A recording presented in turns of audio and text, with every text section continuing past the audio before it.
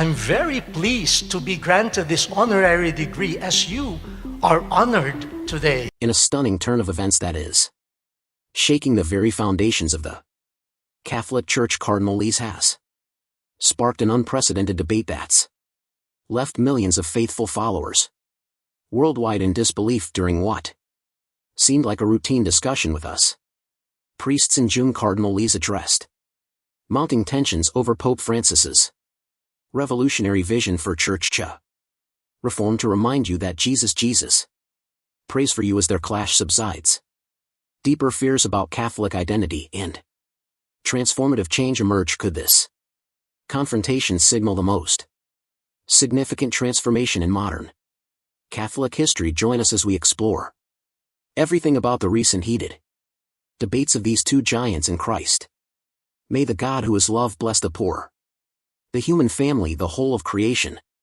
Shocking revelation. Sources close to the Vatican whisper that Cardinal Tagle's challenge to Pope Francis runs deeper than anyone imagined, while the world watched their public clash unfold behind closed doors. An even more dramatic story was taking shape in what Vatican insiders are calling the summer of discontent. 5 conservative cardinals dropped a theological bombshell by submitting their controversial Dubai in July 2023. These weren't just any questions.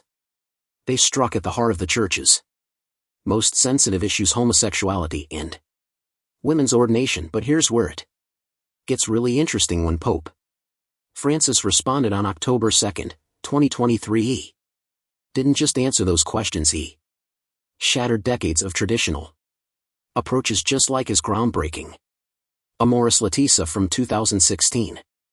Statistics show that following this document, pastoral approaches to divorced Catholics increased by 40% in major dioceses worldwide. The tension between traditionalists and progressives has reached a fever pitch. Some church historians are even comparing this to the reforms of Vatican II, and we all know how that changed everything. To truly understand the magnitude of this clash, we need to look at Cardinal Luis and Antonio Tagle's remarkable journey. Born in Manila back in 1957, Cardinal Luis' rise through the church hierarchy reads like a spiritual success story. But what happened after his ordination in 1982 truly sets him apart, being one of the youngest cardinals ever appointed in modern church history. His doctorate from the Catholic University of America wasn't just any academic achievement. It specifically focused on the very issues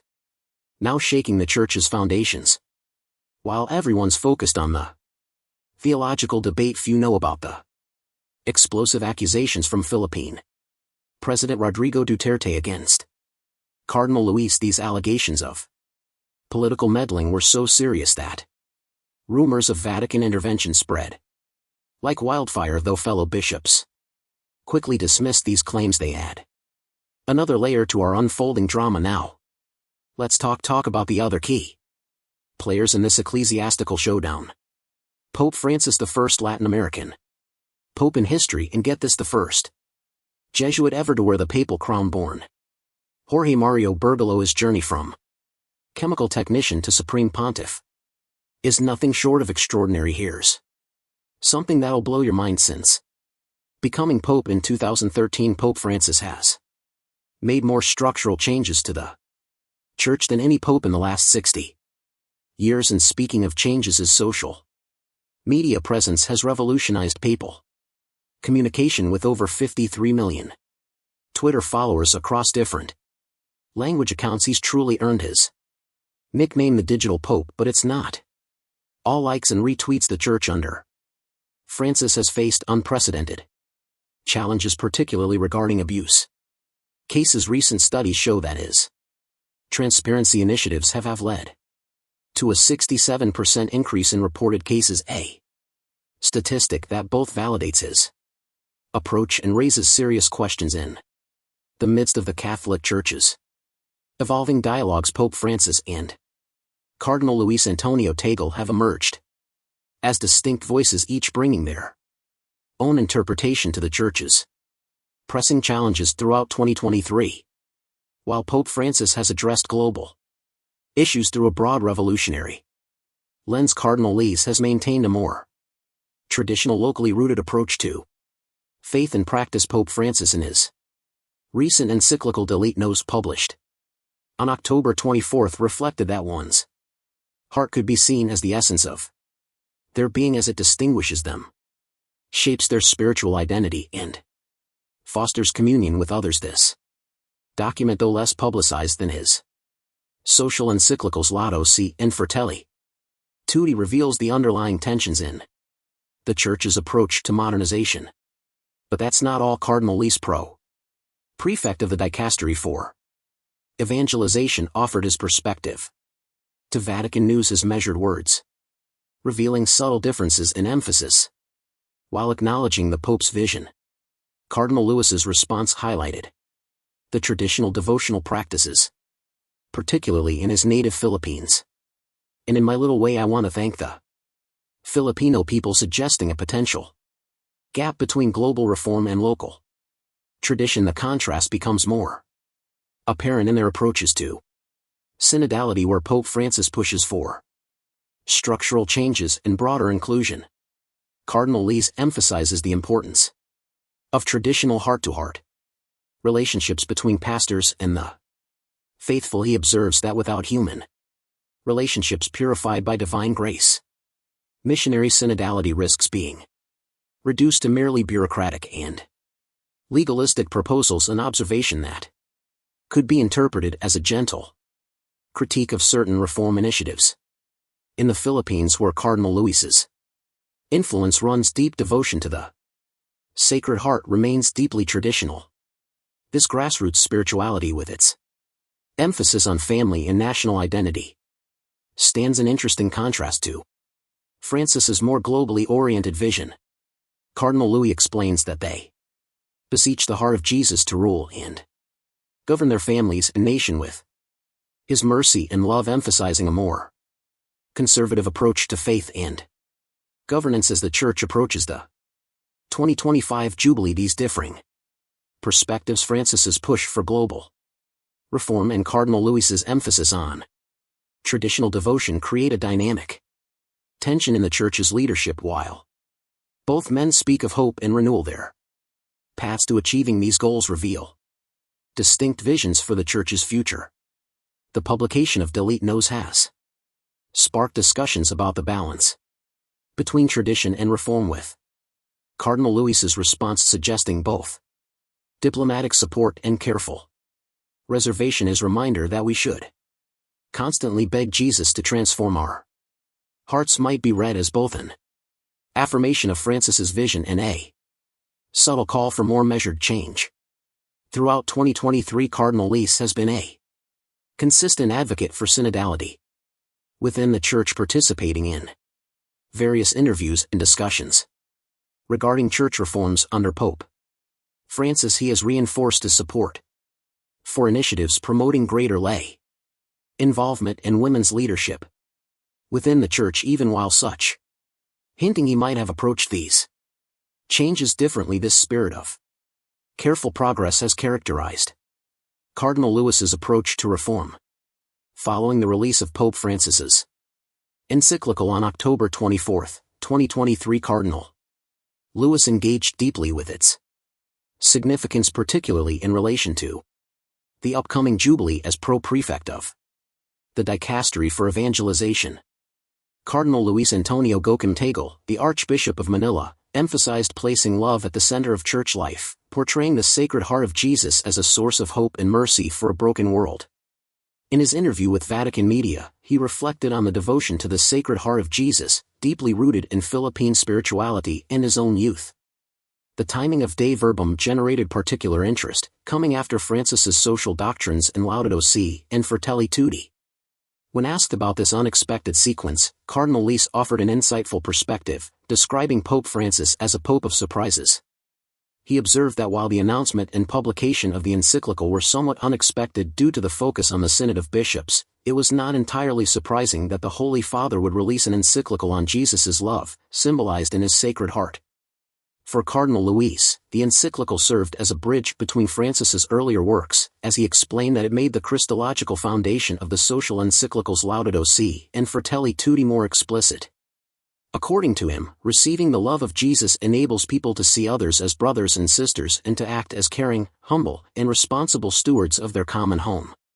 He encouraged readers to revisit these earlier social encyclicals, suggesting they would find traces of Dei Verbum already present within them.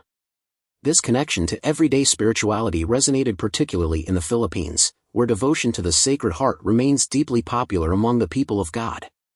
On July 21, 2024, Cardinal Luis served as Pope Francis's special envoy at the National Eucharistic Congress in Indianapolis. He emphasized the importance of viewing life through a lens of gift rather than achievement and called for greater engagement with the Eucharist as a transformative experience. This message, while aligned with Catholic doctrine, subtly challenged some of Pope Francis's priorities by redirecting focus to traditional sacramental practice.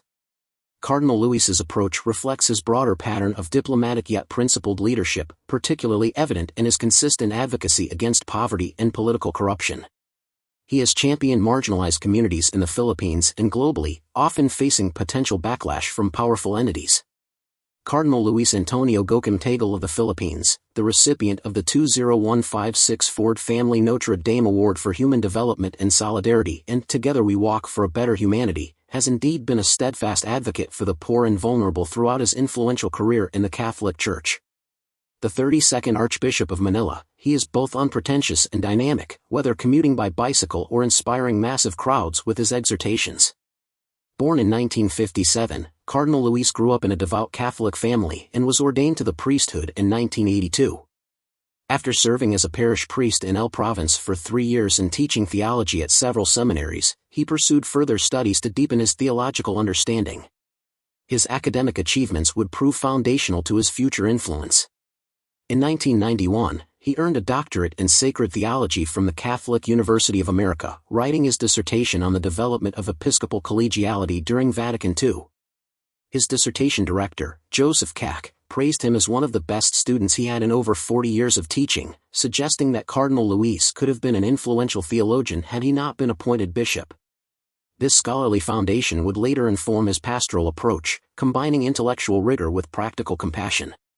Recognition of his talents came swiftly. Pope John Paul II appointed Cardinal Luis a member of the Vatican's International Theological Commission in 1997, and in 2001, he was named Bishop of Imus, Philippines. In his new role, he made it a point to live humbly and remain connected to those he served. A decade later, Pope Benedict XVI appointed him the 32nd Archbishop of Manila and, in 2012, named him to the College of Cardinals, making him the second youngest member of that body. Since 2015, the Cardinal has served as the president of Caritas International, a confederation of more than 160 Catholic relief organizations that work with the most vulnerable regardless of race or religion. Through this platform, he has advanced his mission to end poverty, promote justice, and restore dignity, particularly in response to the international migrant crisis.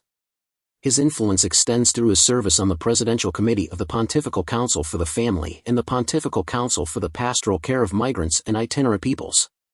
Despite his elevated position, the Cardinal maintains his characteristic humility, known for his friendly demeanor and approachable nature. He prefers to be called by his nickname Chito instead of his full title. His media savvy has garnered him a large social media following, particularly on Facebook, where he shares videos of his homilies and public talks with over 500,000 likes. Cardinal Luis effectively spreads his message of hope and forgiveness to people across the globe. Throughout his ministry, Cardinal Luis has been an outspoken advocate for issues affecting the poor and marginalized in the Philippines and around the world. His firm stance against the death penalty and political corruption, along with his vigorous efforts to address the refugee crisis and climate change, exemplifies his commitment to social justice. He has emphasized that the refugee issue is often reduced to statistics and abstractions, urging people to meet and engage with migrants, highlighting the human lives at stake. He stressed that decisions must be rooted in respect for human dignity and the common good, otherwise, the problem will persist, perpetuating conflicts that force people to flee. To understand the man who would later subtly challenge Pope Francis and spark debate within the Church, one must recognize Cardinal Luis's distinctive voice on controversial issues. He has been particularly vocal about his opposition to the death penalty, emphasizing the sanctity of life, a position that often places him at odds with prevailing governmental policies. When governments advocate for harsh criminal penalties, Cardinal Luis consistently speaks out against taking lives, returning to his foundational belief in life's sanctity, new life, new visions. In the name of the many bishops, it gets more interesting. The tension between traditional and progressive voices in the Church came to a head in October 2024 during a pivotal Vatican summit. There, Pope Francis warned against imposing personal agendas and defended his reform efforts, highlighting the ongoing discussions about the Church's direction amid diverse opinions among clergy, in which Cardinal Luis played a central role. On October 2, Pope Francis opened the final session of the closely watched summit on the future of Catholicism with a clear message. During his homily at the opening Mass of the Synod on Synodality, Pope Francis urged participants to avoid viewing their contributions as points to defend at all costs or as agendas to impose. He warned that such an approach could lead to unproductive dialogue, where individuals push their own causes without truly listening to one another or to the voice of the Lord. The stakes were high for this gathering, where approximately 400 delegates from around the world convened in Rome to conclude a years-long consultation process Pope Francis had launched in 2021. This unprecedented initiative invited Catholics worldwide to voice their thoughts on making the Church more inclusive and receptive to all its members. The response was overwhelming. Millions of Catholics participated. During the previous year's first session, delegates representing diverse viewpoints engaged in intense, sometimes heated discussions about contentious issues facing the Church. Topics ranged from clergy abuse and the role of women in ministry to the inclusion of diverse sexual orientations and gender identities within the Catholic Church, as well as questions of Church authority. As the delegates reconvened, Pope Francis emphasized his desire to move beyond these contentious issues. Instead, he wanted the assembly to focus on how church structures could encourage greater participation and determine where legitimate diversity among local churches might exist on various issues and practices. At the opening Mass in St. Peter's Square, Francis emphasized the importance of listening and understanding the diverse voices, ideas, expectations, and proposals within the Church. He stated that, with the guidance of the Holy Spirit, this collective discernment is essential to hear God's voice speaking to the Church. Setting the tone for the gathering, delegates participated in a 2-day retreat led by Dominican Father Timothy Radcliffe, who used the metaphor of a fishing net to convey his message. He reflected on how the Church can embrace the diverse cultures of the world, asking how it might haul in the net filled with fish from every culture without breaking it. Radcliffe explained that a net is made up of empty spaces connected by ropes, spaces and bonds, emphasizing that both are essential for the net to fulfill its purpose. The diversity was visible as ecumenical delegates from various Christian traditions and lay representatives from across the globe led the procession through St. Peter's Square, followed by priests, bishops, and cardinals. At the altar, they were greeted by Francis, who arrived via wheelchair. The 87-year-old pontiff, who has made synodality the cornerstone of his papacy and the primary vehicle for implementing church reforms, reminded those gathered under the partially sunny, overcast October sky that the issues before them were great and delicate, requiring humility and careful listening in pursuit of harmony.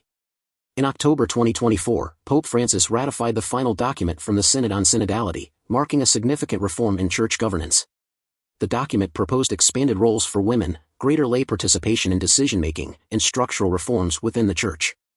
While not everyone agreed with these changes, dissenting voices found little ground to challenge the Pope's decision.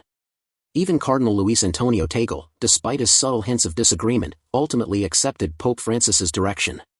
In a significant departure from previous synods, Pope Francis adopted the final document directly, foregoing the traditional apostolic exhortation in favor of immediate implementation. The 52-page document, approved by 355 synod members in attendance, outlined substantial proposals for church renewal, including expanded women's leadership roles and significant structural reforms. Though Cardinal Tagle, known for his more traditionalist views, may have harbored reservations, he chose not to disrupt church unity and aligned with Pope Francis's vision. The Pope's commitment to renewal extended beyond administrative reforms to personal engagement with the faithful. On December 26, 2024, Pope Francis visited Rebibbia prison in Rome to inaugurate the Holy Year. In a powerful symbolic gesture, he opened a holy door there, emphasizing hope for inmates and underscoring the importance of prison ministry in his papacy. He also called for structural reforms in the Italian prison system to address overcrowding and inmate welfare. This visit followed his meaningful Christmas celebration the day before. On December 25, 2024, Pope Francis delivered his Christmas message, marking the beginning of the 2025 Holy Year.